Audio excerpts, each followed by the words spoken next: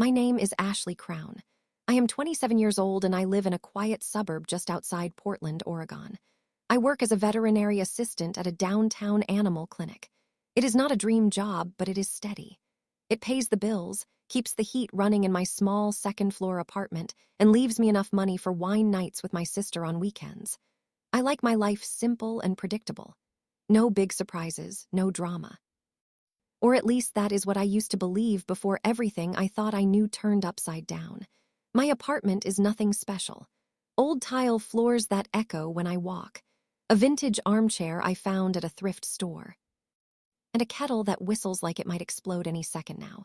I have lived here long enough to memorize every creak, the buzz of the refrigerator downstairs, the jingle of dog tags in the morning when Mrs. Patterson walks her terrier, the scent of jasmine drifting through my window in summer. It all feels familiar, like white noise to my existence. Right next door lives Selden Moore. He is 29 and works as a freelance photographer, mostly weddings and portraits. Always exhausted, always editing late into the night, always slipping out early with his camera bag slung over one shoulder and dark circles under his eyes. We have been neighbors for almost 3 years. Somewhere along the way, he stopped feeling like just the guy next door and started feeling like oxygen I didn't realize I was breathing.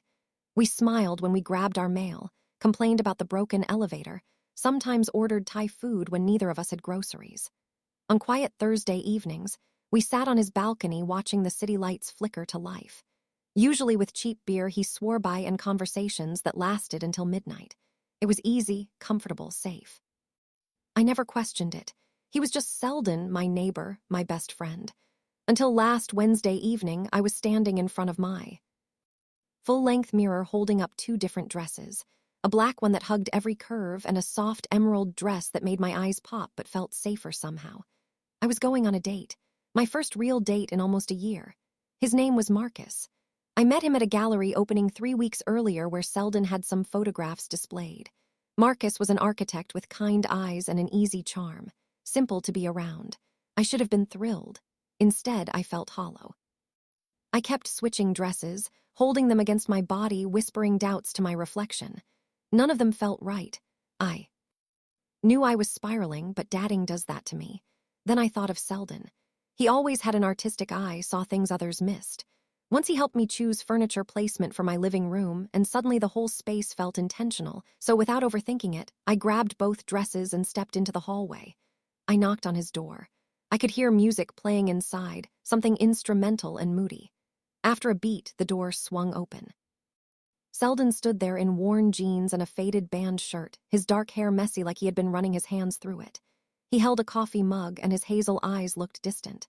"Hey, Ash," he said, his voice rougher than usual. "What's going on?" I held up the dresses. "Need your expert opinion. Got a date tonight and I'm completely lost on what to wear." For just a heartbeat, his face changed.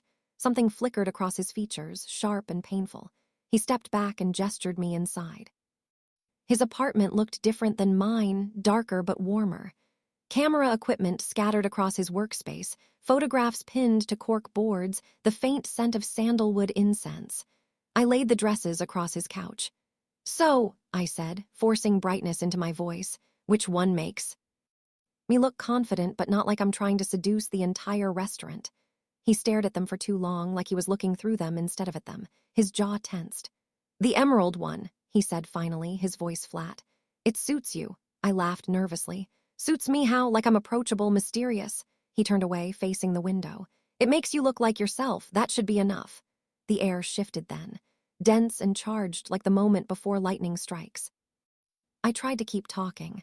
"His name is Marcus. He seems really great. I just don't want to mess this up, you know." Selden went silent. His shoulders were rigid, hands gripping the window frame.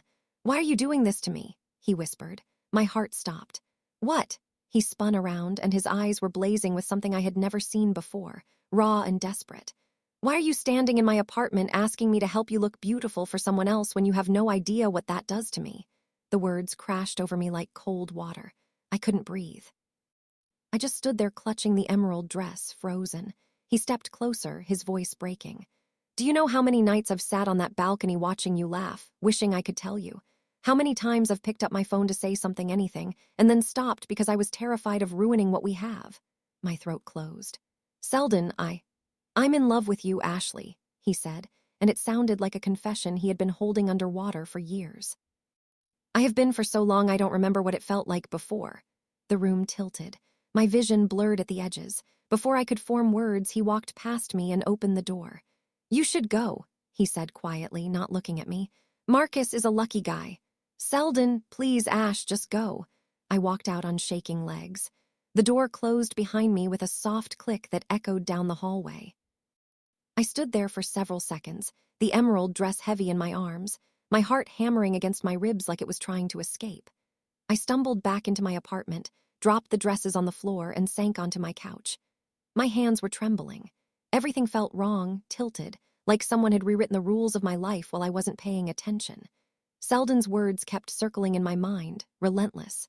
I'm in love with you. 3 words that shattered everything I thought I understood. I checked my phone. 6:45. I was supposed to meet Marcus in an hour at an Italian place downtown. Marcus.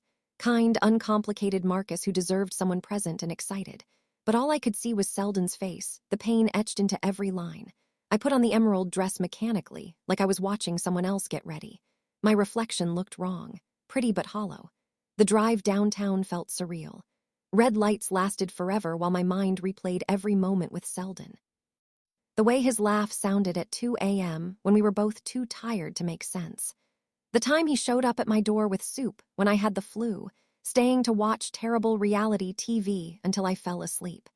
How his fingers brushed mine when we reached for the same beer bottle, lingering just a fraction too long. Had I been blind this entire time? The restaurant glowed with warm lighting when I arrived. Marcus was already seated, standing when he saw me. Ashley, he said, smiling, you look stunning. My stomach twisted with guilt. Thank you, I managed, sliding into the booth across from him. We ordered wine and appetizers. He told me about a building project that was driving him crazy. I told him a story about a cat who escaped during an exam and hid in the ceiling tiles for 3 hours. He laughed. I smiled, but it felt like I was acting in a play I hadn't rehearsed for. My mind kept drifting to Selden's apartment, to his voice breaking when he asked why I was doing this to him. You seem somewhere else, Marcus said gently, setting down his wine glass. I'm sorry, I said, and I meant it. It's not you, you're wonderful, I think I made a mistake coming here. His expression softened with understanding. Someone else, I nodded, tears threatening. My neighbor, my best friend, I didn't realize until tonight. He reached across the table and squeezed my hand briefly. Then you should probably go tell him. I'm so sorry. Don't be, go. I left cash for my half of the wine and practically ran to my car. The drive home was a blur of streetlights and racing thoughts. What if I was too late? What if he meant what he said about me leaving? When I got back to the building, it was almost 9.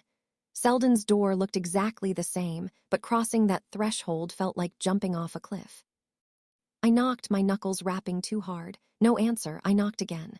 Selden, please, I know you're in there. Silence, then quietly, go away, Ashley. No, I pressed my palm against the door. I'm not leaving until you talk to me. There's nothing left to say. There's everything to say, my voice cracked. You've been my best friend for 3 years and you just told me you're in love with me and I ran away like a coward. But I'm here now. Please open the door. Several endless seconds passed. Then I heard the lock turn. The door opened slowly. Selden stood there looking wrecked. His eyes were red-rimmed, his face drawn. He had changed into sweatpants and an old hoodie. Why aren't you on your date? He asked hoarsely. Because I couldn't stop thinking about you, I said, my voice shaking. Because when you told me you loved me, everything suddenly made sense and terrified me at the same time. He leaned against the doorframe like he needed the support. I shouldn't have said anything. I knew it would ruin everything. You didn't ruin anything, I said, stepping closer. You woke me up. I've been so scared of losing you as a friend that I never let myself see what was right in front of me. His eyes searched mine, desperate and hopeful. What are you saying?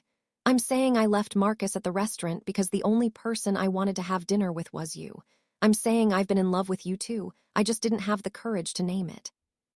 A sound escaped him, something between a laugh and a sob. You're serious. Completely. I reached for his hand, lacing our fingers together. I'm sorry it took me so long to see it. He pulled me into his arms then, holding me like I might disappear. I buried my face in his shoulder, breathing him in, feeling his heart race against mine. I thought I lost you, he whispered into my hair. You could never lose me, I said. I'm right where I belong. We stood there in his doorway for a long time, not moving, just existing together in this new reality we had stumbled into. When we finally pulled apart, he cupped my face in his hands. "We should probably talk about this," he said softly. "We should," I agreed. "But maybe after you kiss me." He smiled then, real and bright, and it felt like the sun breaking through storm clouds. He kissed me slow and gentle, like he had been dreaming about this moment for years and wanted to remember every second. Inside his apartment, we sat on his couch, close enough that our knees touched. The dresses I had brought over earlier were still draped across the cushions.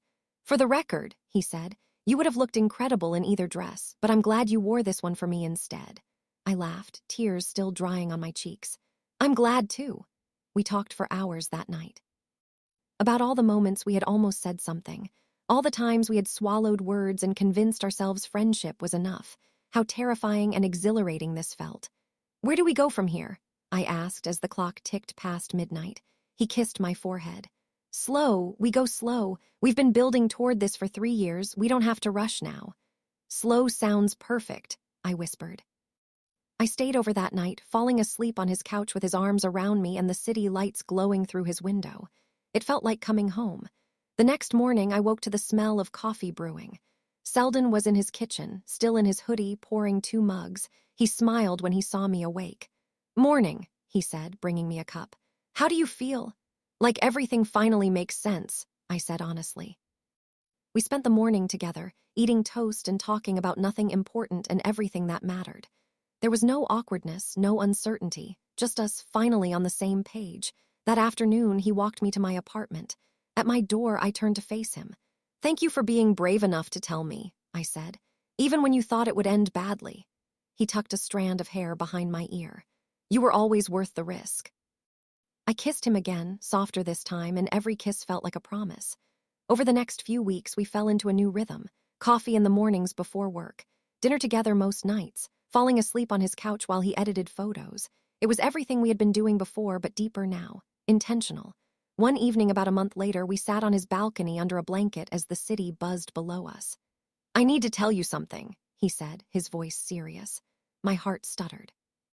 "Okay," he took a breath.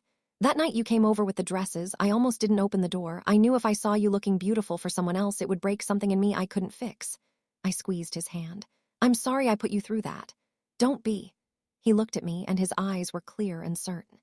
"Because if you hadn't, we might have spent years circling each other, too scared to say what we felt. Sometimes the worst moments lead to the best outcomes." "Is this the best outcome?" I asked softly. He pulled me closer, kissing the top of my head. "This is everything I didn't let myself hope for." As the sun set over Portland, painting the sky in shades of amber and rose, I realized that sometimes love isn't a lightning bolt. Sometimes it's the slow recognition of what was always there. The friend who became necessary, the neighbor who became home, and sometimes all it takes is one moment of brutal honesty to transform everything you thought you knew into something infinitely better. "I love you, Selden Moore," I whispered. "I love you, Ashley Crown," he whispered back. And for the first time in my life, simple and predictable felt like the most extraordinary thing in the world.